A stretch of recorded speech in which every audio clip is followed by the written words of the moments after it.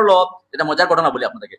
এই যে রুকিয়া যারা করেন, একজন আছেন ওয়ার্ল্ড মানে বিশ্ববিখ্যাত রাকি আব্দুল সালাম বালি।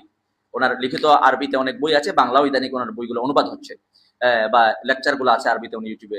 আফ্রিকান একজন রাকি, বিশ্ববিখ্যাত রাকি, মানে জিন মনে ওনার নাম শুনলে ভয় পায় কিনা আল্লাহ জানে। তো উনি একটা ঘটনা বলেন এভাবে যে উনি গেছেন এক বাসায়, বা যে কোনো একজন জিনের পেশেন্ট, তাকে জিন আক্রান্ত মানে জিনে আক্রান্ত, তাকে তিনি কোরআনের আয়াত তেলাওয়াত করার মাধ্যমে জিন ছুটানোর ব্যবস্থা করছেন।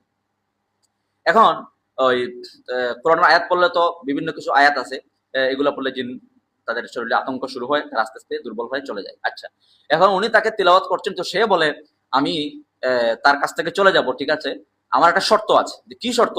যে শর্ত হলো আমি তার শরীর থেকে যখন চলে যাব আমি আপনার শরীরে আসবো, এটা আমার ইচ্ছা। রাকিকে বলতেছে, আমি বলে ঠিক আছে, ওয়েলকাম, তুমি আসতে পারো, কোনো সমস্যা নাই, তোমার তোমার জন্য উন্মুক্ত, তুমি তার শরীর থেকে চলে যাও, আমার শরীরে আসো, আমি তোমাকে আহ্বান করছি, ওয়েলকাম।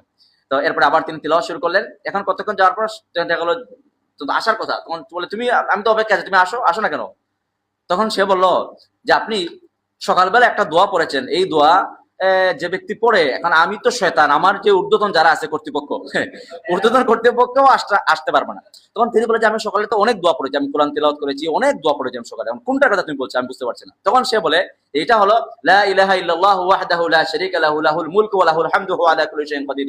আল্লাহ নবী সাল্লাল্লাহু আলাইহি ওয়াসাল্লাম বলেন এটা যদি সকালে কেউ 10 বার পড়ে নেয়, 5টা উপকারিতা, এর মধ্যে সবচেয়ে বড় উপকারিতা হলো কানাত লাহু হিরজাম মিনাশ শায়াতিন, সন্ধ্যা পর্যন্ত হিরজাম মিনাশ শায়াতিন মানে শয়তান থেকে নিরাপত্তার একটা বাউন্ডারি, শয়তান থেকে নিরাপত্তার একটা কি বলে, শয়তান থেকে নিরাপত্তার রক্ষা কবচ হিসেবে আল্লাহ তাআলা এই দোয়াকে নির্ধারণ করে দিবেন।